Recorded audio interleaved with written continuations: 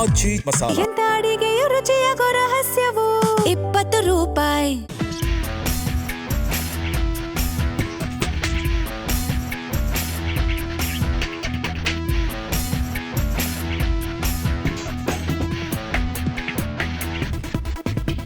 Sir, ಕಾರ್ಯಕ್ರಮಕ್ಕೆ ಸ್ವಾಗತ. Thank you Yashoda. ಹೇಗಿದ್ದೀರಾ ಸರ್? ಅಫ್ಕೋರ್ಸ್ ನೋಡಿ ಹೇಗಿದ್ದೀನಿ, ಹೆಂಗೆ ಕಾಣಿಸ್ತೀನಿ. ಸೂಪರ್. ಕಾಡು ಸಿನಿಮಾದಲ್ಲಿ ಕೆಂಚ ಅನ್ನೋ ಪಾತ್ರದ ಮೂಲಕ ನಿಮ್ಮ ಜರ್ನಿ ಶುರು ಆಗುತ್ತೆ. ಅದಕ್ಕಿಂತ ಮುಂಚೆ ನೀವು ನಾಟಕ ಮಾಡ್ತಾ ಇದ್ರಲ್ಲ, ಪೇಮೆಂಟ್ ಎಲ್ಲ ಸಿಗ್ತಾ ಇತ್ತಾ? ಇಲ್ಲ, ಎಲ್ಲೂ ಪೇಮೆಂಟ್ ಇಲ್ಲ, ಎಲ್ಲೂ ಪೇಮೆಂಟ್ ಇಲ್ಲ, ಪೇಮೆಂಟ್ ಎಲ್ಲೂ ಕೊಡಲ್ಲ. ಯಾಕಂದರೆ ಹವ್ಯಾಸಿ ಅದು ನಮ್ಮ ಕಾಲೇಜಲ್ಲೆಲ್ಲ ಮಾಡಿದಾಗ ಹವ್ಯಾಸಿ ಅದು. ಇನ್ನೇನಂದರೆ ರಿಹರ್ಸಲ್ ಅಂತ ಮಾಡ್ತೀವಲ್ಲ, ಅವಾಗ ಏನಾದರೂ ಬಿಸ್ಕತ್ತು ಬನ್ನು ಅಂಥದ್ದೆಲ್ಲ ತಂದು ಕೊಡೋರು ಹೊರತು ಬೇರೆ ಏನು ಸಿಗ್ತಾ ಇರಲಿಲ್ಲ. ಅದೇನು ಪೇಮೆಂಟ್ ಗಿಮೆಂಟ್ ಎಲ್ಲ ಇಲ್ಲ. ಈವನ್ ಆಫ್ಟರ್ ನಾನು ಕಾರಂತರ ಪರಿಚಯ ಆಗುತ್ತೆ ನ್ಯಾಷನಲ್ ಕಾಲೇಜಲ್ಲೇ ಇದ್ದಾಗಲೇ, ನನಗೆ ಪರಿಚಯ ಆಗುತ್ತೆ. ಕಾಲೇಜಲ್ಲಿ ಇದ್ದಾಗಲೇ ಕಾರಂತರ ಪರಿಚಯ ಆಗುತ್ತೆ. ಕಾರಂತರ ಪರಿಚಯ ಹೇಗಾಗತ್ತೆ ಅಂದರೆ, ನಮ್ಮ ಎಡಕಲ್ಗೂಡ ಚಂದ್ರಶೇಖರ್ ಇದ್ದಾನಲ್ಲ, ಅವನು ನಮ್ಮ ಮಕ್ಕಳು ಅಂತ ಒಂದು ಸಿನಿಮಾ ಮಾಡಿಬಿಟ್ಟಿರ್ತಾನೆ. ಅವನು ನಮಗೆಲ್ಲ ಸ್ಟಾರ್. ಅವಾಗ ಅವನೇ ಸ್ಟಾರು ಕಾಲೇಜಲ್ಲಿ, ಹೈಸ್ಕೂಲಲ್ಲಿ ಅವನೇ ಸ್ಟಾರು. ಅವನು ನನಗೆ 1-2 ವರ್ಷ ಇದು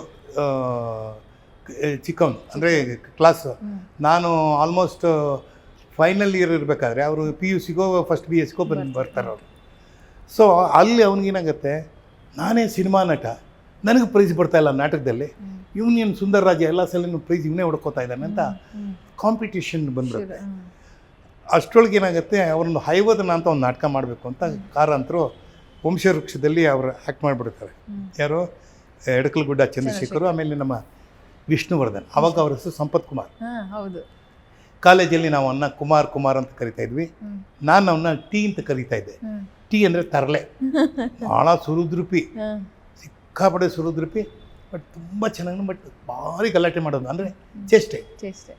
ನಾನು ಕುಮಾರು, ನಾನು ಎಡಕಲ್ಗುಡ್ಡ ಚಂದ್ರಶೇಖರು, ಆಮೇಲೆ ವಿಷ್ಣುವರ್ಧನ್.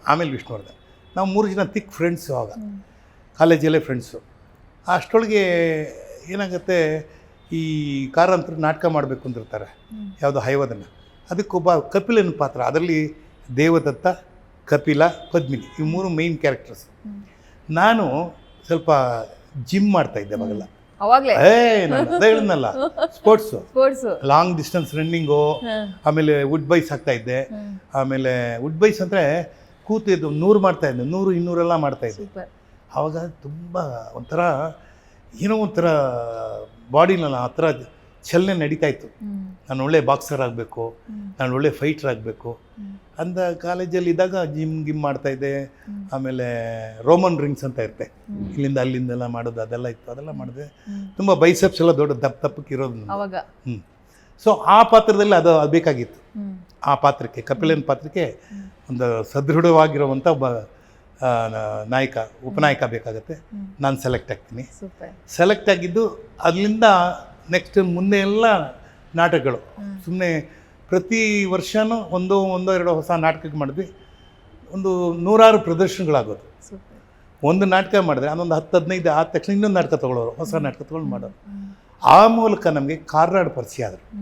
ಯಾಕಂದರೆ ಹೈವನ್ನ ಬಂದು ಬರೆದಿದ್ದು ಗಿರೀಶ್ ಕಾರ್ನಾಡ್.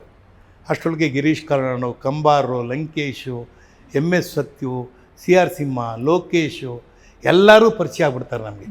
ಸೊ ಹಾಗಾಗಿ ಇದು ನಮ್ಮದು ಒಂಥರ ಸರ್ಕಲ್ ಆಗುತ್ತೆ. ಅಲ್ಲಿಂದ ಪ್ರಮೋಷನ್ ಸಿನಿಮಾ, ನಾಟಕ ಆಯಿತು.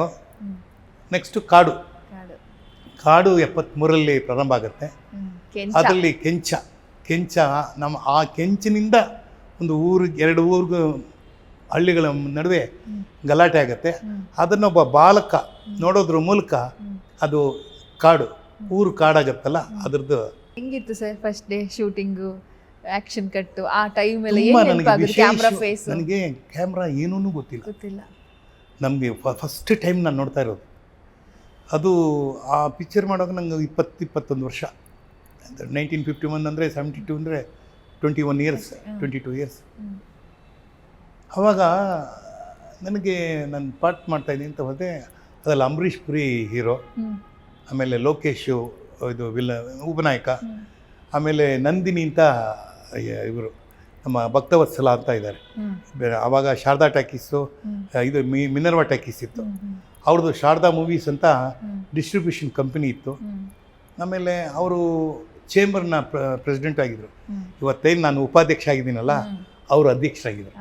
ಸೊ ನಾನು ಕಾಡು ಪಿಕ್ಚರ್ ಮಾಡುವಾಗ ಆ ಕಾಡು ಪಿಕ್ಚರ್ನ ಪ್ರೊಡ್ಯೂಸರ್ ಲಕ್ಷ್ಮೀಪತಿ ನಾರಾಯಣ್ ಅಂತ ಅವರು ಇಲ್ಲ, ಈಗ ಇಬ್ಬರು ಇಲ್ಲ, L&T ಕಂಬೈನ್ಸ್ ಅಂತ ಮಾಡಿದ್ರು. ಆ ಮಾಡಿದಾಗ ಅದರಲ್ಲಿ ಭಕ್ತವತ್ಸಲ ಅವರ ಶ್ರೀಮತಿ ನಂದಿನಿ ಪಾಂಡ, ಅವ್ರಿಗೆ ನ್ಯಾಷನಲ್ ಅವಾರ್ಡ್ ಬರುತ್ತೆ, ನಂದಿನಿಗೆ ಬರುತ್ತೆ. ಆ ಬಾಲಕ ನಟ ಏನಲ್ಲ GS ನಟರಾಜ್, ನಮ್ಮ ಶಿವಾನಂದರು ಗುಬ್ಬಿ ವೀರಣ್ಣನ ಮೊಮ್ಮಗ, ಅವನಿಗೂ ಬೆಸ್ಟ್ ಚೈಲ್ಡ್ ಆರ್ಟಿಸ್ಟ್ ಅಂತ ಬರುತ್ತೆ. ಅದು ನನ್ನ ಮೊದಲನೇ ಸಿನಿಮಾ. ಆ ಸಿನಿಮಾದಲ್ಲಿ ನನ್ನ ಪಾತ್ರ ಬಂದು ಹೋಗೋದು ಕೇವಲ 3 ನಿಮಿಷ. ನಾನು 56 ದಿವಸ ಇದ್ದೆ ಆ ಸಿನಿಮಾದಲ್ಲಿ. 56 ದಿವಸ ಇಲ್ಲ, ನನ್ನ ಕಾಸ್ಟ್ಯೂಮ್ ನೋಡ್ಕೊಳ್ಳೋದು, ಕಾಸ್ಟ್ಯೂಮ್ ಅಂತೆಲ್ಲ ಜನರಲ್ಲಾಗಿ ಇದು ಅಸಿಸ್ಟೆಂಟ್ ಡೈರೆಕ್ಟ್ರು, ಈಗ ಕಂಟಿನ್ಯೂಟಿ ಬರ್ಕೊಳ್ಳೋದು, ಆಮೇಲೆ ಕ್ಲ್ಯಾಪ್ ಹೊಡಿಯೋದು, ಆಮೇಲೆ ಏನಾದರೂ ಊಟ ಉಪಚಾರಗಳಿಗೆಲ್ಲ ಸಹಾಯ ಮಾಡೋದು. ನಾಟಕದವ್ರಲ್ವಾ, ನಮ್ಮನ್ನು ಎಲ್ಲ ಗುಂಪಾಗಿ ಕರ್ಕೊಂಡು ಹೋಗ್ಬಿಟ್ರು. ಸೊ 50 ದಿವಸಕ್ಕೆ ಊಟ ಸಿಗ್ತಲ್ಲ. ಸಂಭಾವನೆ ಎಷ್ಟು ಸರ್? 300 ರೂಪಾಯಿ ಅವಾಗ ನಿಮಗೆ? ನನಗೆ 300 ರೂಪಾಯಿ ಫಸ್ಟ್ ಸಂಭಾವನೆ. ನಿಮಗೆ 300 ರೂಪಾಯಿ ಕಾಡು ಸಿನಿಮಾ? ಕಾಡು ಸಿನಿಮಾ 300 ರೂಪಾಯಿ ಅಂದ್ರೆ ಫುಲ್ ಸಿನಿಮಾಗೆ, ಇಡೀ ಫುಲ್ ಸಿನಿಮಾಗೆ 300 ರೂಪಾಯಿ ದೊಡ್ಡ ದುಡ್ಡು. ಅವಾಗ ದೊಡ್ಡ ದುಡ್ಡು 300 ರೂಪಾಯಿ. ಇವತ್ತು ನನ್ನ ಪ್ರಕಾರ ಹೆಚ್ಚು ಕಡಿಮೆ 30,000 40,000 ರೂಪಾಯಿ ಮೇಲೆ ಆಗುತ್ತೆ. ಸೂಪರ್. ಅವತ್ತಿನ 300 ಖಂಡಿತ. ಯಾಕೆಂದರೆ ಒಂದು ಸಿನಿಮಾನೇ ಆವತ್ತಿನ ಕಾಲಘಟ್ಟಕ್ಕೆ 1 ಲಕ್ಷದಲ್ಲೇ ಏನೋ ಒಂದು ಮುಗಿದೋಗೋದು. ಆಗ ಹೌದು, ಆಗ್ಲೇ 1 ಲಕ್ಷ ಇನ್ವೆಸ್ಟ್ ಮಾಡ್ತಾ ಇದ್ರು ಸಿನಿಮಾಗೆ. ಮೊದಲು ನನಗಲ್ಲ, ಪಿಕ್ಚರ್ ಸಿನಿಮಾಗೆ ಒಂದು ಸಿನಿಮಾ ಖರ್ಚು ಅಷ್ಟೇ ಆಗೋದು. 1 ಲಕ್ಷ ಅವಾಗ ದೊಡ್ಡದಲ್ಲ ಸರ್, ಇವಾಗ 1 ಕೋಟಿ ಇಲ್ಲ ಬಿಡಿ. ಇವಾಗ ಲೆಕ್ಕ ಹಾಕಿ, ಈಗ ನೀನು ಲೆಕ್ಕ ಹಾಕಿದ್ರೆ ಅವತ್ತು ನಾನು 300 ರೂಪಾಯಿ 30,000 ರೂಪಾಯಿ ಅಂತಂದರೆ 1 ಲಕ್ಷಕ್ಕೆ ಎಷ್ಟು ಅಂತ ಲೆಕ್ಕ ಹಾಕೊಂಡು 300 ರೂಪಾಯಿನೇ. ಇವಾಗ ದುಡ್ಡು ಹೇಗೆ ಅದರ ಏನೋ ಒಂದು ಹೇಳ್ತಾರೆ ಅದಕ್ಕೆ, ಈ ದುಡ್ಡು ಹೇಗೆ ಬೆಳೆಯುತ್ತೆ ಅಂದರೆ ಅದರ ಮೌಲ್ಯ ಹೆಂಗೆ ಇಂಪಾರ್ಟೆಂಟ್. ಅವತ್ತು ನಾನು ಹೇಳ್ತಾಯಿದ್ದು 50ರ 1 ಆಣೆ 2 ಆಣೆ 3 ಆಣೆ ಹೇಳಿದ್ನಲ್ಲ, 1 ಆಣೆ. ಇವತ್ತು ನಿಮಗೆ ಸಿನಿಮಾ ಟಿಕೆಟ್ಗೆ ಮಾಲ್ಗೆಲ್ಲ ಹೋದರೆ 500 ರೂಪಾಯಿ ಟಿಕೆಟು. ಒಂದು ಯಾವುದೋ ಗೋಲ್ಡ್ ಕ್ಲಾಸ್ಗೆ ಹೋದರೆ 1,500 ರೂಪಾಯಿ ಟಿಕೆಟು ಇಲ್ವಾ?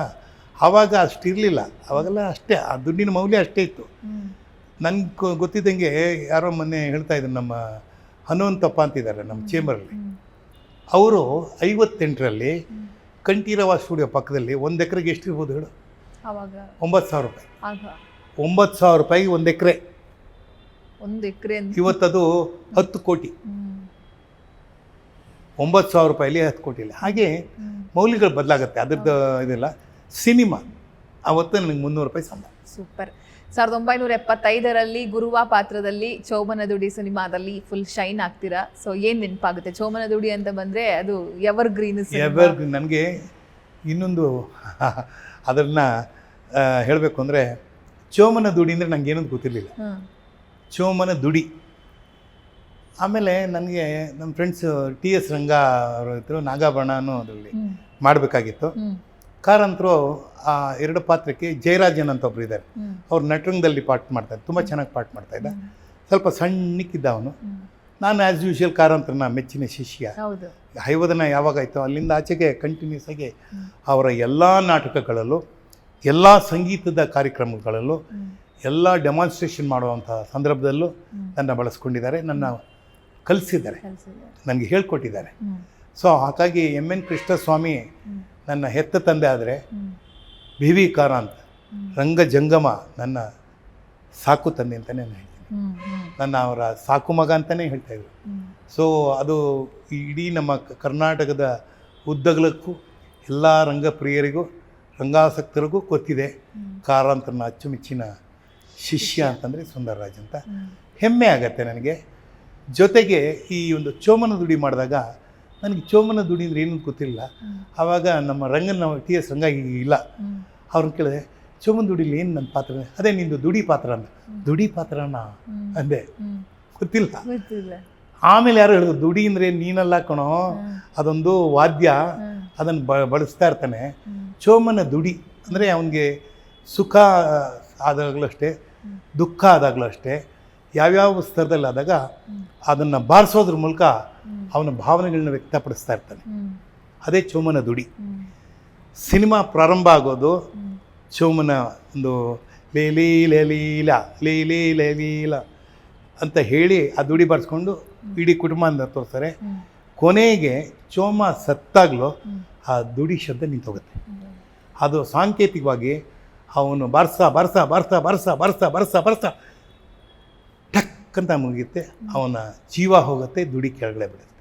ಇದು ಕಾರಂತರ ಕಲ್ಪನೆ. ಇದರಲ್ಲಿ ಚೋಮನ ಗುರುವನ ಪಾತ್ರ ಮಾಡಿದ್ದೆ. ಅದರಲ್ಲಿ ಚೋಮನ ಪಾತ್ರದಲ್ಲಿ ನಮ್ಮ MV ವಾಸುದೇವರ ಮಾಡಿದ್ರು. ಅವ್ರಿಗೆ ರಾಷ್ಟ್ರ ಪ್ರಶಸ್ತಿ, ಬೆಸ್ಟ್ ಆ್ಯಕ್ಟರ್ ಪ್ರಶಸ್ತಿ ಬಂತು. ದಟ್ ವಾಸ್ ದ ಫಸ್ಟು ಕನ್ನಡದಲ್ಲಿ. ಅಲ್ಲಿವರೆಗೂ ಯಾವ ನಾಯಕ ನಟನಿಗೂ ಬಂದಿರಲಿಲ್ಲ. ಮೊದಲನೇ ರಾಷ್ಟ್ರ ಪ್ರಶಸ್ತಿ ಬೆಸ್ಟ್ ಆ್ಯಕ್ಟರ್ ಅಂತ ಬಂದಿದ್ದು ಚೋಮದುಡಿ. ಅದೊಂದು ಹೆಮ್ಮೆ ಇದೆ. ಅದು ರಾಜ್ಯ ಪ್ರಶಸ್ತಿ ಬಂತು. ಅದರಲ್ಲಿ ಪದ್ಮಾ ಕುಮಟಾ ನನ್ನ ತಂಗಿ ಪಾತ್ರ ಮಾಡಿರ್ತಾಳೆ. ನಮ್ಮಿಬ್ರಿಗೂ ತಂಗಿಯವಳು. ಅದರಲ್ಲಿ ತುಂಬ ಒಳ್ಳೆಯ ಸಂಬಂಧ, ಭಾಳ ಅಣ್ಣ ಅಂತಲೇ ಹೇಳ್ಕೊಂಡೇ ಇದು ಮಾಡಿ ಸುಮಾರು ದಿನಗಳು ನಾವು ಇದ್ವಿ. ಕೊನೆಗೆ ಈಗ ಒಂದು 5-6 ವರ್ಷದಿಂದ ಅವ್ರು ತೀರ್ಕೊಂಡು ಅಂತ ಕಾಣುತ್ತೆ. ಆ ಒಂದು ಸಿನಿಮಾದಲ್ಲಿ ಮಾಡಿದಂಥ ಅನೇಕ ಪಾತ್ರಧಾರಿಗಳು ಇವತ್ತಿಲ್ಲ, ಯಾರೂ ಇಲ್ಲ. ಜಯರಾಜನ್ ಇದ್ದಾನೆ, ನಾನಿದ್ದೀನಿ, ಇನ್ನು ಯಾರಿದ್ದಾರೋ ಏನೋ ಗೊತ್ತಿಲ್ಲ, ಕಾರಂತರು ಇಲ್ಲ. ಆಮೇಲೆ ಆ ಸಿನಿಮಾ ನಿರ್ಮಾಣ ಮಾಡಿದಂಥ ಅಶೋಕ್ ಸುವರ್ಣ ಇಲ್ಲ. ಒಂದು ಚೋಮನ್ ದುಡಿ ಮಾಡಿದ ಶಿವರಾಮ್ ಕಾರಂತರು ಇಲ್ಲ. ಬಟ್ ಸಿನಿಮಾ ಇದೆ, ಆ ಸಿನಿಮಾ ಉಳ್ಕೊಂಡಿದೆ. ಇವತ್ತು one of the greatest picture. Sir, ಹೇಗಿರ್ತಿತ್ತು ಸೆಟ್ಟು? ಯಾಕಂದರೆ ಯಾವಾಗಿನ ನಟರಿಗೆ ಇವತ್ತಿಗೂ ನೀವು ಇಷ್ಟು ಸಾಧನೆ ಮಾಡಿದ್ರು ಕೂಡ ನಿಮ್ಮಲ್ಲ ಆಡಂಬರ ಇಲ್ಲ, ಅಹಂ ಇಲ್ಲ, ಹಮ್ಮು ಬಿಮ್ಮುಗೆ ಜಾಗವೇ ಇಲ್ಲ. ಯಾಕಂದರೆ ಅಷ್ಟು ಸರಳವಾಗಿರ್ತೀರ. ನೀವು ಇಷ್ಟು ಸಿನಿಮಾ ಮಾಡಿದರೂ ಕೂಡ ನಾನು ಏನೂ ಮಾಡಿಲ್ಲ ಅನ್ನೋ ಥರನೇ ನೀವುಗಳು ಇರ್ತೀರ. ಹೇಗಿರ್ತಾ ಇದ್ರಿ ನೀವು? ಇವಾಗೆಲ್ಲ ಹಂಗಿಲ್ಲ. ಇವಾಗೆಲ್ಲ ಆರ್ಟಿಸ್ಟ್ ಹೆಂಗಿರ್ತಾರೆ ಅನ್ನೋದು ನಿಮ್ಮ ಕಣ್ಮುಂದೆ ಯಾವತ್ತೂ ಇದೆ. ಸೊ ನಿಮ್ಮಲ್ಲಿ ಆ ಆಡಂಬರ ಇರಲ್ಲ, ಆ ಸರಳತೆ, ಅದನ್ನು ಹೆಂಗೆ ಮೈಗೂಡಿಸ್ಕೊಂಡು ಬಂದಿದ್ದೀರಾ ಆ ಕಾಲದಿಂದಲೂ ಅಂತ ಹೇಳಿ. ಅದು ರಂಗಭೂಮಿ. ಸೂಪರ್. ಇದು ಸಿನಿಮಾದಿಂದ ಬಂದಿದ್ದಲ್ಲ, ನನಗೆ ರಂಗಭೂಮಿಯಿಂದ ಬಂದಿದ್ದು. ರಂಗಭೂಮಿನಲ್ಲಿ ಮೊದಲನೇ ನಿಮಗೆ ಇವನು ನಾಯಕ, ಇವನು ಉಪನಾಯಕ, ಇವನು ಖಳನಾಯಕ ಅಂತೆಲ್ಲ ಇಲ್ಲ. ಒಂದು ಟೀಮ್, ಅದು ಒಂದು ತಂಡ. ಒಂದು ತಂಡದಲ್ಲಿ ಹೆಂಗಿರ್ತೀವಿ ಅಂತಂದರೆ ಪ್ರತಿ ಪಾತ್ರಕ್ಕೂ ಕಾಯ್ತಾ ಇರ್ತೀವಿ. ಯಾರಾದರೂ ಬಿಟ್ಟು ಹೋದರೆ ಆ ಪಾತ್ರ ನಾವು ಮಾಡಬೇಕು, ನಮ್ಮ ಜವಾಬ್ದಾರಿ ಅದು. ಮತ್ತು ರಂಗಭೂಮಿಗೆ ಒಂದು ಕಮಿಟ್ಮೆಂಟ್ ಇದೆ. ಕಮಿಟ್ಮೆಂಟ್ ಅಂದರೆ ಶೋ ಇದ್ದಾಗ ನೀನು ಕೈ ಕೊಡೋಕ್ಕಾಗಲ್ಲ. ಸಪೋಸ್ ನೀವು ಶೂಟಿಂಗ್ ಅಂತ ಇಟ್ಕೊಳ್ಳಿ, ಇವತ್ತಾಗಲಿಲ್ಲ ನಾಳೆ ಶೂಟಿಂಗ್ ಮಾಡ್ಬೋದು. ಆದರೆ ರಂಗಭೂಮಿನಲ್ಲಿ ನೀವು ಶೋ ಅನೌನ್ಸ್ ಮಾಡಿಬಿಟ್ರೆ ಮತ್ತೆ ಚೇಂಜ್ ಮಾಡೋಕ್ಕಾಗಲ್ಲ. ಶೋ ಮಸ್ಟ್ ಗೋ ಆನ್ ಅನ್ನೋದು. ಯಾಕೆಂದರೆ that is the commitment of ರಂಗಭೂಮಿ. ಸೊ ಅಲ್ಲಿ ಏನಾಗುತ್ತೆ ಅಂದರೆ ಒಬ್ಬ ನಿರ್ದೇಶಕ ಇರ್ತಾನೆ, ಮಿಕ್ಕಿದೆಲ್ಲ ಪಾತ್ರಧಾರಿಗಳು ಎಲ್ಲ ಪಾತ್ರ ಮಾಡೋಕ್ಕೂ ತಯಾರಿಯಾಗಿರಬೇಕು. ಈ ಪಾತ್ರ ಬಿಟ್ಟೈತೆ ಅವ್ನು ಮಾಡಬೇಕು. ಅಲ್ಲಿಂದ ಒಂದ್ಸಲಿ ಸೂತ್ರಧಾರ ಮಾಡಿದ್ದೀನಿ, ಒಂದ್ಸಲಿ ಹಿಮ್ಮೇಳ ಮಾಡಿದ್ದೀನಿ, ಒಂದ್ಸಲಿ ಗೌಡನ ಪಾತ್ರ ಮಾಡಿದ್ದೀನಿ, ಬಸವಣ್ಣನ ಪಾತ್ರ ಮಾಡಿದ್ದೀನಿ, ಗುರಿಯನ ಪಾತ್ರ ಇನ್ನೂ ಮಾಡಿಲ್ಲ, ಅದು ಮಾಡಿಬಿಡ್ತೀನಿ. ಯಾಕೆಂದರೆ ಈ ಥರದ್ದು ಅದೇ ಥರ ಸತ್ತೋರ್ನಲ್ಲಿ ದಾಸರಲ್ಲಿ ಗುಂಪಲ್ಲಿದ್ದೆ. ಅಲ್ಲಿ ಗುಂಪೊಂದು ಗುಂಪೆರಡು ಅಂತ ಬರೋದು. ಅಂದರೆ they are the spokes person of the ಮಠ. ಅದ್ರ ಮಠದಲ್ಲಿ ಏನು ನಡೀತೆ, ಇವರು ಮಾತಾಡ್ತಾರೆ, ಅವರು ಮಾತಾಡ್ತಾರೆ. ಮಧ್ಯದಲ್ಲಿ ಹರಿಕಥಾ ಭಾಗವತರು ಇರ್ತಾರೆ, ಅವರು ಹರಿಕತೆಯನ್ನು ಹೇಳ್ತಾ ಇರ್ತಾರೆ. ಇವರು ಏನು ಹೇಳ್ತಾರೆ ಅದಕ್ಕೆ ಉಲ್ಟಾ ಇವರು ಹೇಳೋದು. ಅಂದರೆ ಸುಳ್ಳು ಕಥೆಗಳನ್ನು ಕಟ್ಟಿಕೊಡೋರು ಇವರು. ಅವರಿಬ್ಬರು ನಿಜವಾಗ್ಲೂ ನಡೀತಾ ಇರೋದನ್ನೇ ಹೇಳ್ತಾರೆ ಮಠದಲ್ಲಿ. ಇದು ಮಾಡಿದರು ಕಾರಂತರ ಒಂದು ವಿಶೇಷವಾದ ಒಂದು ಏನಂತ ಹೇಳ್ತೀರಾ, ರಂಗಭೂಮಿಲಿ ಕೊಟ್ಟಂಥ ಕೊಡುಗೆ ಅಂತ ಹೇಳ್ಬೋದು. ಸೊ ರಂಗಭೂಮಿಯ ಶಿಸ್ತು ನನ್ನನ್ನು ಇವತ್ತು ಈ ಮಟ್ಟಕ್ಕೆ ಇಟ್ಟಿದೆ. ಬಹುಶಃ ಯಾರ್ಯಾರು ರಂಗಭೂಮಿಯಿಂದ ಬಂದಿದ್ದಾರೆ ಅವರೆಲ್ಲ ಅಳವಡಿಸ್ಕೊತಾರೆ. ಈ ಹಮ್ಮು ಬಿಮ್ಮಿಂದ ಏನು ಪ್ರಯೋಜನ ಇಲ್ಲ. ಅದರಿಂದ ನಮ್ಮನ್ನ ಯಾರೇನೂ ಇದೇನು ಮಾಡಲ್ಲ. ನಮ್ಮ ತನ ನಾವು ಉಳಿಸ್ಕೋಬೇಕಾದ್ರೆ ಸಿಂಪಲ್ ಆಗಿರೋದೇ ಬ್ಯೂಟಿಫುಲ್. Super sir. ತಬ್ಬಲಿಯೇ ನೀನಾದೆ ಮಗನೇ 1977 ಎಂಗುವ ಪಾತ್ರದಲ್ಲಿ ಕಾಣಿಸ್ಕೊಳ್ತೀರಾ. ಎಂಟ ಅದು ಎಂಟ ಅಲ್ಲ. ಓಕೆ, ಹೇಗಿತ್ತು ಸರ್? ಅದು ಒಂದು ಮಜಲು ಮೇಲೆ ಹೋಯ್ತದು. ಅಂದರೆ ಇವೆರಡು ಬ್ಲ್ಯಾಕ್ ಆ್ಯಂಡ್ ವೈಟ್. ಯಾವುದು ಕಾಡು, ಚೋಮನ ದುಡಿ ಬ್ಲ್ಯಾಕ್ ಆ್ಯಂಡ್ ವೈಟ್. ಇದು colour first time colour picture. Super. ಮೂರನೇ ಸಿನಿಮಾ ಕಲರ್. ಮೂರನೇ ಸಿನಿಮಾನೇ ಕಲರ್. ಆಮೇಲೆ ಬೈಲಿಂಗ್ ವೇಲ್ ಅಂದರೆ ಹಿಂದಿ ಮತ್ತು ಕನ್ನಡ. ಅವತ್ತಿನ ಕಾಲಕ್ಕೆ ಈ ಪ್ಯಾನ್ ಇಂಡಿಯಾ ಅಂತ ಇವತ್ತು ಮಾತಾಡ್ತಾರಲ್ಲ, ಏನಿಲ್ಲ. ಪ್ಯಾನ್ ಇಂಡಿಯಾ ನಾವೇ ಶುರು ಆವಾಗ್ಲೇ ಆಗಿದೆ, ಮಾಡಿದ್ವಿ. ಎಷ್ಟೋ ಸಿನಿಮಾಗಳಾಗೋಗಿದೆ. ಎಷ್ಟೋ ಸಿನಿಮಾಗಳು ಅದು ಒಪ್ತೀರಾ? ಈ ಪ್ಯಾನ್ ಇಂಡಿಯಾ ಸಿನಿಮಾ ನಾವು ಮಾಡ್ಬೇಕಾ, ಅದೇ ಆಗ್ಬೇಕಾ? ಅದೇ ಆಗುತ್ತೆ. ಎಸ್, ನಾವು ಮಾಡೋದಲ್ಲ, ಖಂಡಿತ ತಂತಾನೆಗೆ ಮಾಡುತ್ತೆ. ಸಿನಿಮಾನೇ ಹಾಗೆ. ಎಷ್ಟೋ ನಮ್ಮ ಕನ್ನಡದ ಸಿನಿಮಾಗಳು ಆಗ್ಲೇ ಅದನ್ನ ಹಿಂದಿನಲ್ಲಿ ಡಬ್ ಮಾಡಿ ರೋಡಿದೆ. ಸೂಪರ್. ಅಂದ್ರೆ ಸಿನಿಮಾವನ್ನ ಭಾಷೆಯ ಮೀರಿದ್ದ ಕಲೆ ಅದು. ಭಾಷೆಯನ್ನ ಮೀರಿದ ಕಲೆ. ಯಾವಾಗ ಅದರಲ್ಲೊಂದು ಸ್ವಂತಿಕೆ ಬರುತ್ತೆ ಅಂದರೆ, ನಮ್ಮ ನಾಡು, ನಮ್ಮ ಕಲಾವಿದ, ನಮಗೆ ಅಂತ ಒಂದು ಐಕಾನ್ ಅಂತ ಆಗ್ತಾರಲ್ಲ ಅದು. ಬಟ್ ಅದನ್ನು ಮೀರಿ ಅದು ಓಡುತ್ತಲ್ಲ ಎಲ್ಲೋ. ಹಿಂದಿನಲ್ಲಿ ರಾಜ್ಕುಮಾರ್ ಪಿಕ್ಚರಲ್ಲಿ ಓಡಿದೆ. ಎಷ್ಟೋ ಜನ ರಾಜ್ಕುಮಾರ್ನ ಪಾತ್ರಧಾರ ಹೇಗೆ ನೋಡಿದ್ದಾರೆ, ರಾಜ್ಕುಮಾರ್ ಥರ ನೋಡಿಲ್ಲ. ಇವಾಗ ಬೆಟ್ಟದ ಹುಲಿ ಅಂತ ಯಾವುದೋ ಒಂದು ಪಿಕ್ಚರ್ ಬಂದಿತ್ತಲ್ಲ, ಸೂಪರಾಗಿ ಓಡಿದೆ. ಹೌದು. ಹಾಂ, ಆಮೇಲೆ ಅವ್ರು ಬಾಂಡ್ ಪಿಕ್ಚರ್ ಎಲ್ಲ ಮಾಡಿದಾರಲ್ಲ, ಅದೆಲ್ಲ ಓಡಿದೆ ಹಿಂದಿನಲ್ಲಿ. ಸೊ ಇದು ಕಲರ್ ಪಿಕ್ಚರು. ಇದರಲ್ಲಿ ನನಗೆ ಭಾಳ ಖುಷಿ ಕೊಡೋ ಸಂಗತಿ ಏನಪ್ಪ ಅಂದರೆ, ಮಹಿಮಾಪುರ ಅಂತಿದೆ. ನೀವು ಬೆಂಗಳೂರು ಟು ತುಮಕೂರು ಹೋದರೆ ಈ ನೆಲಮಂಗಲ ದಾಟಿದ ಮೇಲೆ ಲೆಫ್ಟ್ ಸೈಡಲ್ಲಿ ಒಂದು ಊರು ಸಿಗುತ್ತೆ, ಅದು ಮಹಿಮಾಪುರ ಅಂತ. ಇವತ್ತು ನಿಮಗೆ ಸಿಗಲ್ಲ, ಕಾಣಲ್ಲ. ಯಾಕೆಂದರೆ ನೀವು ಇದ್ರ ಮೇಲೆ ಹೊರಟೋಗ್ಬಿಡ್ತೀರ, ರ್ಯಾಂಪ್ ಮೇಲೆ ಹೋಗ್ದಾಗ ಕಾಣಲ್ಲ. ಲೆಫ್ಟ್ ಸೈಡಲ್ಲಿದೆ. ಭಾಳ ಸುಂದರವಾದ ತಾಣ. ನಮಗೆ ಖುಷಿ ಕೊಟ್ಟಿದೆ ಅಂದರೆ, ದಿನ ನಾನು ಮತ್ತು ಓಂಪುರಿ ಆ ಬೆಟ್ಟನ ಹತ್ತುತ್ತಾ ಇದ್ವಿ, ಇಳಿತಾ ಇದ್ವಿ. ಎಕ್ಸಸೈಸ್ ಹೇಳಿದ್ನಲ್ಲ, ಕಾಲೇಜೆಲ್ಲ ಓಡ್ತಾ ಇದ್ದೆ, ಎಕ್ಸಸೈಸ್ ಮಾಡ್ತಾ ಇದ್ದ. ಅದನ್ನು ದಿನಾ ಮಾಡ್ತಾಯಿದ್ವಿ. ದಿನ ಮಾಡಿ ಅದರಲ್ಲಿ ಕುಲ್ಭೂಷಣ್ ಖರ್ಬಾಂಡ, ಆಮೇಲೆ ಪೌಲಾ ಲಿಂಡ್ಸೆ, ಅವಳು ಹೀರೋಯಿನ್ನು, ನಸೀರುದ್ದೀನ್ ಶಾ ಬಂದು ಪೂಜಾರಿ ಪಾತ್ರ ಮಾಡಿದ್ದಾರೆ. ಅವ್ರಿಗೆ ಧ್ವನಿ ಕೊಟ್ಟಿದ್ದು ಸುಂದರ್ ಕೃಷ್ಣ ಅರಸು, ಆಮೇಲೆ ಓಂಪುರಿ, ನಾನು. ನಮಗೆ ಇಷ್ಟು. ಆಮೇಲೆ ಮಾನು, ಗುಡ್ಗೇರಿ ಮಾನಪ್ಪ ಅಂತ ಅವರು ಅವ್ನು ನೋಡೋಕ್ಕೂ ಚೆನ್ನಾಗಿರೋದು, ಭಾಳ ಸುರದ್ರೂಪಿ. ಸೊ ಕನ್ನಡದಲ್ಲಿ ಗುತ್ಗೇರಿ ಮಾನಪ್ಪ ಮಾಡಿದ್ರೆ, ಹಿಂದಿನಲ್ಲಿ ಕುಲ್ಭೂಷಣ್ ಖರ್ಬಾಂಡ, ಹಿಂದಿನಲ್ಲಿ ಓಂಪುರಿ ಮಾಡಿದ್ರೆ, ಕನ್ನಡದಲ್ಲಿ ಸುಂದರ್ ರಾಜ್ ನಾನು ಮಾಡಿದೆ ಆ ಪಾತ್ರನ. ಎರಡೂ ಲ್ಯಾಂಗ್ವೇಜ್ಗೆ ಅಂದರೆ ಹಿಂದಿಗೂ ಸರಿ ಕನ್ನಡಕ್ಕೂ ಸರಿ ಪೂಜಾರಿ ಪಾತ್ರ ಮಾಡಿದ್ದು ನಮ್ಮ ನಸೀರುದ್ದೀನ್ ಶಾ. ಅದ್ಭುತವಾಗಿ ಪಾತ್ರ ಮಾಡಿದ್ರು. ನನಗೆ ಅದರಲ್ಲಿ ಬೆಸ್ಟ್ ಪೋಷಕ ಕಲಾವಿದ ಅಂತ ನನಗೆ ಅವಾರ್ಡ್ ಬಂತು. ಅದು ಸ್ಟೇಟ್ ಅವಾರ್ಡ್ ಅಲ್ಲ, ಚೆನ್ನೈ ಫಿಲಿಂ ಫ್ಯಾನ್ಸ್ ಅವಾರ್ಡ್ ಬಂತು. ಹಾಗೆ ಲಯನ್ಸ್ ಕ್ಲಬ್ನ ಅವಾರ್ಡ್ ಬಂತು. ಎಷ್ಟು ಸರ್ ಸಂಭಾವನೆ ಮೂರನೇ ಸಿನಿಮಾಗೆ? 3,000. 3,000. 300 ರೂಪಾಯಿಂದ ಮೂರನೇ ಸಿನಿಮಾಗೆ 3,000 ಜಂಪ್ ಹೊಡೆದ್ರಿ. 300. ಇದು ಅದು ಕಾಡು ಶೋಮನ ದುಡಿಗೆ 1,000 ರೂಪಾಯಿ. ಸೂಪರ್. ಇದಕ್ಕೆ 3,000 ರೂಪಾಯಿ. ಹೇಗಾಯ್ತು ಸರ್ ಆಗ? ಮನೇಲಿ ಹೆಂಗಿತ್ತು ಸಂಭ್ರಮ? ಈ ದುಡಿತಾ ಇರೋದು, ಕೈಯಲ್ಲಿ ದುಡ್ಡು. ನಾನು ದುಡ್ಡನ್ನು ನಮ್ಮ ತಂದೆ ಕೈ ಕೊಟ್ಬಿಡ್ತಾ ಇದ್ದೆ. ಸೂಪರ್.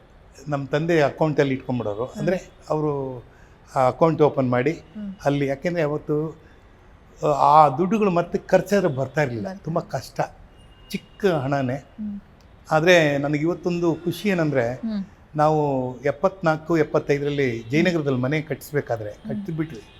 ಅವಾಗಲೇ ಕಟ್ಟಿದ್ವಿ ಸ್ವಂತ ಮನೆ. ಅದೊಂದು ದೊಡ್ಡ ಕತೆ, ಅದು ಈಗ ಪ್ರಸ್ತುತ ಅಲ್ಲ ಇಲ್ಲಿ ಮಾತಾಡೋಕ್ಕೆ.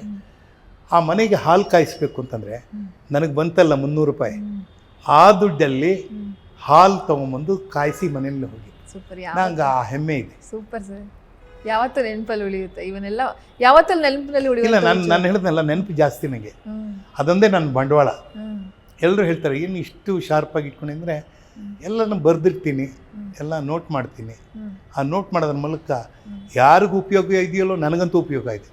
ಯಾರಾದ್ರು ಟಕ್ ಅಂತ ಇರೋದು ಕೇಳಿದ್ರೆ, ಐವತ್ತನ್ನ ಯಾವತ್ತ ನಡೀತು ಅಂತಂದರೆ, ಯಾವ ಶೋ ಎಲ್ಲಿ ನಡೀತು ಅಂದರೆ ಹೇಳ್ತೀನಿ ನಾನು. 5th September 1972 2 show. ಅವತ್ತು ರೇಟ್ ಇದ್ದಿದ್ದು 5 ರೂಪಾಯಿ, 3 ರೂಪಾಯಿ, 2 ರೂಪಾಯಿ. ಇದು ಕ್ಲಿಯರ್. ಆ 4 ಶೋ ಮಾಡಿದ್ವಿ. 4 ಶೋ ಹೌಸ್ಫುಲ್. 5 ಮತ್ತು 6 ಇದಿಷ್ಟು ನೆನಪಲ್ಲಿದೆ. ಅದಾದಮೇಲೆ ಹಲವಾರು ಕಡೆ ಮಾಡಿದ್ವಿ. ಎಲ್ಲ ಊರುಗಳಲ್ಲೂ, ಬಾಂಬೆ, ಡೆಲ್ಲಿ, ಕಲ್ಕಟಾ, ಹೈದರಾಬಾದ್, ಚೆನ್ನೈ, ಉಡುಪಿ, ಕಾಸರಗೋಡು, ಆಮೇಲೆ ಶಿವಮೊಗ್ಗ, ಎಲ್ಲ ಕಡೆ ನಾಟಕ ಮಾಡಿದ್ದೀವಿ. ಹೈವದನ್ನು ಅದ್ಭುತ, ಎಲ್ಲ ಊರುಗಳಲ್ಲೂ ಮಾಡಿಬಿಟ್ಟಿದ್ದೀವಿ. ಎಲ್ಲನೂ ಅದನ್ನು ರೆಕಾರ್ಡ್ ಬ್ರೇಕಿಂಗ್ ಅದು. ಅದರಿಂದ ಆ ಒಂದು ಹೆಮ್ಮೆ ಇದೆ. ಹಮ್ಮಿಲ್ಲ. ಆಮೇಲೆ ಸರ್ ಇವತ್ತಿಗೂ ಕೂತ್ಕೊಳ್ಳಲ್ಲ, ಕಾಲಿಗೆ ಚಕ್ರ ಕಟ್ಕೊಂಡಂತೆ ಎಲ್ಲ ಕಡೆನೂ ಓಡಾಡಿಕೊಂಡು ಎಲ್ಲ ಕೆಲಸಗಳನ್ನು ಮಾಡಿಕೊಂಡು ಈ ಕಡೆ ಮನೆ, ಮಗಳು, ಮೊಮ್ಮಗ ಅದನ್ನು ಕ್ಲೀನಾಗಿ ನೋಡ್ಕೋತೀರಾ. ಈ ಕಡೆ ಸಿನಿಮಾ ಅಂತ ಬಂದಾಗ ಸಿನಿಮಾದಲ್ಲೂ ಸೀರಿಯಲಲ್ಲೂ ಎಲ್ಲ ಕೆಲಸನೂ, ಈ ಕಡೆ ಫಿಲಮ್ ಚೇಂಬರ್ನಲ್ಲೂ ಈಗ ಸಕ್ರಿಯರಾಗಿದ್ದೀರಾ.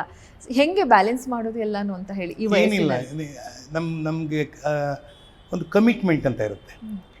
You follow the commitment. ಇವಾಗ ನಮಗೆ ಒಂದು ಒಳಗಡೆ ಒಂದು ಭಯ ಇರಬೇಕು. ನಾನು ಸುಮ್ಮನೆ ಸುಳ್ಳು ಹೇಳ್ಕೊಂಡು ಬದುಕೋಕ್ಕಾಗಲ್ಲ. ಈಗ ನಿನಗೆ 9 ಗಂಟೆಗೆ ಬರ್ತೀನಿ ಅಂತ ಹೇಳಿದೆ, 9:05 ಆಯ್ತು ಅಷ್ಟೇ, ಲೇಟ್ ಆಗಲಿಲ್ಲ. ಆ ಕಮಿಟ್ಮೆಂಟ್ಗೆ ಎಲ್ಲರೂ ಕಟ್ಟಿಬದ್ಧಾಗಿರ್ತಾರೆ. ನಾನು ಯಾವತ್ತು ಹೇಳೋದೇನೆಂದರೆ, ಒಂದು ಟ್ರೈನ್ ಹೊರಡತ್ತೆ ಅಂದರೆ ಅವನು VIP ಬಂದರೂ ಅದೇ ಟೈಮ್ಗೆ ಹೊರಡುತ್ತೆ, ಅವ್ನು ನಾನ್ VIP ಬಂದರೂ ಅದೇ ಟೈಮ್ಗೆ ಹೊರಡುತ್ತೆ ಅಲ್ವಾ? 9 ಗಂಟೆ ಅಂದರೆ 9 ಗಂಟೆ. ಇವು ದೊಡ್ಡ VIP ಇವರು ಬರ್ತಾರೆ 10 ಗಂಟೆಗೆ ಹೊರಡೋಣ ಅಂತಾರೆ, ಯಾರೂ ಒಪ್ಪಲ್ಲ, ಜನನೇ ಒಪ್ಪಲ್ಲ. Because time and tide waits for none. ಕಾಯಲ್ಲ, ನಾವು ಅದನ್ನು ಬಳಸ್ಕೋಬೇಕು. ಕಳೆದು ಹೋದ ಸಮಯ, ಕಳೆದು ಹೋದ ದಿನಗಳು, ಕಳೆದು ಹೋದ ವಸ್ತುಗಳು ಮತ್ತೆ ಸಿಕ್ಕಲ್ಲ. ಆದ್ದರಿಂದ ಎಷ್ಟು ಉಳಿಸ್ಕೊಳ್ಳೋಕ್ಕೆ ಸಾಧ್ಯ ಆಗುತ್ತೋ ಅಷ್ಟನ್ನು ಉಳಿಸ್ಕೋಬೇಕು. ಇದೇ ನನ್ನ ತತ್ವ. Super sir. ನೀವು ಕಂಡಂತೆ ರಾಜ್ಕುಮಾರ್ ಸರ್, ನಿಮ್ಮ ಮತ್ತು ಅವರ ಒಡನಾಟ ಹೇಗಿತ್ತು ಸರ್? ತುಂಬ ಚೆನ್ನಾಗಿತ್ತು. ನಾನೇನಾದರೂ ಇವತ್ತು ಬದುಕನ್ನು ಸಾರ್ಥಕ ಮಾಡ್ಕೋಬೇಕು ಅಂದರೆ ರಾಜ್ಕುಮಾರ್ ಹಾದಿನಲ್ಲಿ ಹೋಗಬೇಕು. ಯಾಕೆಂದರೆ ನೀವು ಒಂದು ಮಾತು ಹೇಳಿದೆ, ನೀವು ಚೆನ್ನಾಗಿ ಹೇಳಿದೆ, ಇಷ್ಟೆಲ್ಲ ಆದರೂ ನಿಮಗೆ ಹಮ್ಮು ಇಲ್ಲ, ಅಹಂ ಇಲ್ಲ ಅಂತ. ಬಹುಶಃ ರಾಜ್ಕುಮಾರ್ಗೆ ಆ ಬಿಳಿ ಉಡುಪು, ವೈಟ್ ಆ್ಯಂಡ್ ವೈಟ್, ಅವ್ರಿಗೆ ಯಾವತ್ತೂ ಕೂಡ ಅವ್ರು ಎಷ್ಟೇ ಎತ್ತರಕ್ಕೆ ಹೋಗಿದ್ದರೂ ಅವರು ಸಿನಿಮಾದಲ್ಲಿ ಮಾತ್ರ ಸೂಟು ಬೂಟು ಅದೆಲ್ಲ ಹಾಕ್ಕೊಳ್ತಾಯಿದ್ರು ಹೊರತು ಯಾವತ್ತು ಕೃತಕವಾಗಿ ಬದುಕಿದವರೇ ಅಲ್ಲ. ಅವ್ರು ತಲೆ ಕೂದಲು ಬಿದ್ದಾಗಲೂ ಬಿಗ್ಗ ಹಾಕಲಿಲ್ಲ ಅವರು, ಇಲ್ವಾ? ಕೂಲಿಂಗ್ ಗ್ಲಾಸ್ ಹಾಕ್ಕೊಂಡು ಓಡಾಡಲಿಲ್ಲ, ಎಲ್ಲೂ ಓಡಲ್ಲ. ಕಪ್ಪು ಕನ್ನಡಕ ಹಾಕ್ಕೊಂಡು ಓಡಾಡಿಲ್ಲ. ಆಮೇಲೆ ಏನು ಮಾಡೋದು ತೃಪ್ತಿಗೆ ಮಾಡ್ತಾಯಿದ್ರು. ಊಟ ಮಾಡೋದಾಗಲಿ, ವ್ಯಾಯಾಮ ಮಾಡೋದಾಗಲಿ, ಅಥವಾ ಯೋಗ ಮಾಡೋದಾಗಲಿ, ಹಾಡುಗಾರಿಕೆ ಆಗಲಿ, ಅಥವಾ ಅಭಿನಯ ಆಗಲಿ, ಅವರಲ್ಲಿದ್ದಂಥ ಆಧ್ಯಾತ್ಮಿಕ ಒಲವುಗಳಾಗಲಿ, ನನ್ನ ಪ್ರಕಾರ ಇಡೀ ಪ್ರಪಂಚದಲ್ಲೇ ಅಂಥ ಒಬ್ಬ ನಟ ಇಲ್ಲ. ಯಾಕೆಂದರೆ ಬೇರೆ ಬೇರೆ ಸ್ತರದಲ್ಲೇ ಬಾಂಡ್ ಮಾಡೋದನ್ನು ಬಾಂಡೇ ಮಾಡ್ಕೊಂಡಿದ್ರು. ಈಗ ಶಾಣ್ಕೆನವ್ರು ಅಂತ ಇದ್ದರು, ಆಮೇಲೆ ಇನ್ನು ಬೇರೆ ಬೇರೆ ಆ್ಯಕ್ಟ್ಗಳೆಲ್ಲ ಇದ್ದರು. ಆಮೇಲೆ ಇಂಗ್ಲೀಷ್ ಆ್ಯಕ್ಟ್ಗಳಾಗಿರ್ಬೋದು, ಹಿಂದಿ ಇರ್ಬೋದು, ತಮಿಳಲ್ಲಿರ್ಬೋದು, ಎಲ್ಲದರಲ್ಲೂ ಯಾರು ಕೂಡ ಗಾಯನ ಆಡ್ಕೊಂಡು ಮಾಡಿದವರಿಲ್ಲ. ನಮ್ಮ ತ್ಯಾಗರಾಜ ಭಾಗವತರು ಅಂತ ಇದ್ದರು, ನಾನು ಕೇಳಿದ್ದೀನಿ, ತುಂಬ ಚೆನ್ನಾಗಿ ಅವರು ಸೂಪರ್ ಸ್ಟಾರ್ ಆಗಿದ್ದರು. ಬಟ್ ಅವರು ಕೂಡ ರಾಜ್ಕುಮಾರ್ ಥರ ಇರಲಿ. ಯಾಕೆಂದರೆ ರಾಜ್ಕುಮಾರ್ಗೆ ಕಲೆ ಬಿಟ್ಟರೆ ಬೇರೆ ಗೊತ್ತಿಲ್ಲ. ಅವರು ಒಂದು ಸಲ ನನಗೆ ಹೇಳಿದ್ರು, ನಾನು ಅವ್ರ ಜೊತೆ ಕೆಲಸ ಮಾಡ್ತಾಯಿದ್ದ ಸಂದರ್ಭದಲ್ಲಿ ಎಲ್ಲೋ ಒಂದು ಕಡೆ ರಾಜ್ಕುಮಾರ್ಗೆ ರಾಜಕೀಯವಾಗಿ ಅವ್ರನ್ನ ಕರ್ಕೊಂಬರ್ಬೇಕು ಅಂತ ಎಷ್ಟೋ ಪ್ರಯತ್ನ ಪಟ್ಟರು.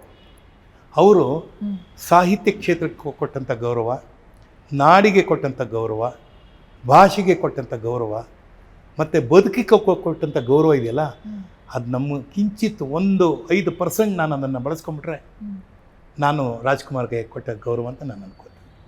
ಅಷ್ಟು ಶ್ರೇಷ್ಠ, ಅಷ್ಟು ಸರಳ, ಅಷ್ಟು ಒಳ್ಳೆಯ ವ್ಯಕ್ತಿ ಇನ್ನೊಬ್ಬ ಹುಟ್ಟಲ್ಲ ಅಂತ ನನ್ನ. ಏನು ನೆನಪಿದೆ ಸರ್ ಅವ್ರ ಜೊತೆ ನೀವು ಕಳೆದಂಥ ಟೈಮ್? ನಿಮಗೆ ಯಾವತ್ತೂ ನೆನಪಲ್ಲಿ ಉಳಿಯುತ್ತೆ? ನನಗಿದು ಯಾವತ್ತೂ ಪ್ರತಿ ಕ್ಷಣನೂ 100% ಅದು ನೆನಪೇ. ಬಟ್ ನಿಮಗೆ? ಅವರು ಯಾವತ್ತೂ ಸುಳ್ಳು ಹೇಳ್ತಾ ಇರಲಿಲ್ಲ, ನೇರ ನೋಡಿ ಖಂಡಿತ ಕಂಡಂಗೆ ಹೇಳ್ಬಿಡೋರು. ಅವರು ಒಂದ್ಸಲಿ ನಾನು ಎಲೆಕ್ಷನ್ ನಿಂತುಬಿಟ್ಟಿದ್ದೆ, ಅದು KCP, ಕರ್ನಾಟಕ ಕಾಂಗ್ರೆಸ್ ಪಕ್ಷದಿಂದ. ನನಗೆ ಅದು ಗೊತ್ತಿಲ್ಲ, ಸಕಲ ಕಲಾ ವಲ್ಲಭನ್. ನನಗೂ ಪೊಲಿಟಿಕಲ್ ಏನೋ ಮಾಡಬೇಕು ಅಂತ. ಯಾಕೆಂದರೆ ಎಲ್ಲಾದರೂ ಒಂದು ಅನ್ಯಾಯ ನೋಡಿದಾಗ ಇದೊಂದು ಅನ್ಯಾಯ ಆಗ್ತಿದೆ, ಸರಿಪಡಿಸ್ಬೇಕು ಕಣಯ್ಯ ಇದನ್ನು ಅಂತ ಅಂದಾಗ ನನಗೊಂದು ಲೀಡರ್ಶಿಪ್ ಬೇಕು, ನನ್ನ ಮಾತು ಕೇಳಬೇಕು ಅಂತ ಅನಿಸುತ್ತೆ. ಅದಕ್ಕೆ ರಾಜಕಾರಣಿನೇ ಆಗಬೇಕು ಅಂತಲ್ಲ, can be A good person also. But power ಅನ್ನೋದು ಅವ್ರ ಹತ್ರ ಇದೆ. ಒಬ್ಬ ಮಿನಿಸ್ಟ್ರಿ ಹೇಳ್ತಾನೆ, ಒಬ್ಬ ಕಾರ್ಪೊರೇಟ್ರ್ ಹೇಳ್ತಾನೆ, ಒಬ್ಬ ಕನ್ಸರ್ನ್ಡ್ ಅಧಿಕಾರಿ ಹೇಳಿದ್ರು ನಡೆಯಲ್ಲ ಅದು. ನಾವು ಮಿನಿಸ್ಟ್ರ್ ಗೊತ್ತಾಯ ನನಗೆ ಅಂತಲೇ ಹೇಳ್ತಾರೆ ಹೊರತು, ಇವಾಗ ನಾನೊಬ್ಬ ಕಿಂಗ್ ಮೇಕರ್ ಆಗಿದ್ದೀನಿ ತಿರ್ಗೋ ಆ ಮಾತು ಕೇಳ್ತಾರೆ, ಕಿಂಗ್ ಮಾತು ಕೇಳಿದಿರ್ಬೋದು. ಅವಾಗ ಅನಿಸಿದ್ದು ನಾನು ರಾಜಕೀಯವಾಗಿ ಏನಾದರೂ ಮಾಡಬೇಕು ಅಂತ ಒಂದು ಆಸೆ ಇತ್ತು. ಆವಾಗ ಬಂಗಾರಪ್ಪನವರು ನನಗೆ ಟಿಕೆಟ್ ಕೊಟ್ಟರು. ಅವ್ರನ್ನ ತುಂಬ ಇಷ್ಟ ಆಯಿತು, ಕೊಟ್ಟರು ನನಗೆ ಮತ್ತು ಉಮಾಶ್ರೀಗೆ, ಇಬ್ಬರು. ನಾನು ಬೆಂಗಳೂರು ದಕ್ಷಿಣ ಅಂದರೆ ಬಸವನಗುಡಿ ಅವ್ರಿಗೆ ಅವರಲ್ಲಿ ಇದ್ದಿದ್ದೇನಪ್ಪ ಅಂದರೆ ನಾನು ಬ್ರಾಹ್ಮಣ, ಅದರಿಂದ ಒಂದು ಬ್ರಾಹ್ಮಣರ ಒಂದು ಇರೋ ವಲಯದಲ್ಲಿ ಒಳ್ಳೆ ಹೆಸರು ಮಾಡ್ಕೊಂಡಿದ್ದಾರೆ, ಇವ್ರನ್ನ ನಿಲ್ಲಿಸಿದ್ರೆ ಒಂದು ಗೆಲ್ತಾರೆ ಅಂತ ಒಂದು ನಂಬಿಕೆ ಅವರು. ನೋಡಿ, ಅವರು ಈಡಿಗರು, ಯಾರು ಬಂಗಾರಪ್ಪ ರಾಜ್ಕುಮಾರು ಅವ್ರದ್ದು ಈಡಿಗರೆ. ಹೌದು. ನಾನೇನು ಮಾಡಿದೆ, ಅವರು ಯಾವಾಗ ಟಿಕೆಟ್ ಕೊಟ್ಟರು ರಾಜ್ಕುಮಾರ್ ಮನೆಗೆ ಹೋಗಿ ಹಿಂದಿನಂತೆ ಅವರು ನನ್ನ ಬರಮಾಡ್ಕೊಂಡು ತಬ್ಕೊಂಡು ಕೆನ್ನೆಲ್ಲ ಸೌರಿ ಎಲ್ಲ ಮಾಡಿ ಕಾಲು ನಮಸ್ಕಾರ ಮಾಡಿ ಎದ್ದೆ. ಏನು ಬಂದಿದ್ದು ಅಂದರು. ಅಣ್ಣ ಏನಿಲ್ಲ ಅಣ್ಣ, ಈ ಥರ ನಾನು ಎಲೆಕ್ಷನ್ ನಿಂತಿದ್ದೀನಿ, ಇದು ಬಂಗಾರಪ್ಪನವ್ರು ನಿಮ್ಮ ಶಿವಣ್ಣನ ಮಾವನ ಜೊತೆನೆ ಮಾಡ್ತಾಯಿದ್ದೀನಿ ಅಂತ ಹೇಳಿ ಹಿಂಗಂದೆ. ನೋಡ್ದೆ, ಬೇಕಿತ್ತ ನಿಮಗೆ ರಾಜಕಾರಣಿ ಯಾಕೆ ಬೇಕು? ನಮ್ಮನ್ನು ಕಂಡ್ರೆ ಎಲ್ಲ ಪಕ್ಷದವರು ಇಷ್ಟಪಡ್ತಾರೆ, ಎಲ್ಲ ಜನಾಂಗದವರು ಇಷ್ಟಪಡ್ತಾರೆ, ಎಲ್ಲ ಧರ್ಮದವರು ಇಷ್ಟಪಡ್ತಾರೆ. ನಮಗೆ ಯಾಕೆ ಬೇಕು? ಸುಳ್ಳು ಹೇಳಬೇಕು. ಸುಳ್ಳು ಹೇಳೋಕ್ಕೂ ನಿಮಗೂ ಬರಲ್ಲ, ನನಗೂ ಬರಲ್ಲ, ಬಿಟ್ಟು ಬಿಡಿ ಅಂದರು. ನನಗೆ ನಿಜವಲ್ಲ ಅನ್ನಿಸ್ತು, ಆದರೆ ನಿಂತು ಬಿಟ್ಟಿದ್ದೆ. ನಿಂತೆ ಸೋತೆ. ಅದಾದಮೇಲೆ ನಾನು ರಾಜಕೀಯದಲ್ಲಿ ಯಾವುದೇ ರೀತಿ ಆ ರೀತಿ ಎಲೆಕ್ಷನ್ ಪಾಲಿಟಿಕ್ಸ್ ಬರಬಾರ್ದು ಅಂತ ಗೊತ್ತಾಗೋಯ್ತು. ನಾಮಿನೇಟ್ ಆದರೆ ಮಾಡ್ಬೋದು, ಏನಾದರೂ MLC ಮಾಡಿದ್ರೆ ಮತ್ತೊಂದು ಮಾಡಿದ್ರೆ ಮಾಡ್ಬೋದು. ಆದರೆ ಏನಾಗತ್ತೆ, ಇದು ಈಗ ಅದನ್ನು ಕೇಳೋಕ್ಕೂ ವಯಸ್ಸಿಲ್ಲ. ಅವಾಗಿತ್ತು, ನಾನು ಹೇಳ್ತಾ ಇರೋದು 94, ಇವಾಗ 26, ಅಲ್ಲೊಂದು 6, ಇಲ್ಲೊಂದು 26, 32 ವರ್ಷ ಮುಗಿದೋಯ್ತು. ನನಗಿವಾಗ 75 ದಾಟ್ತು. ಸೊ ಒಂದು ಒಳ್ಳೇದು ಮಾಡ್ಕೊಂಡು ಹೋಗೋಣ ಅಷ್ಟೇ.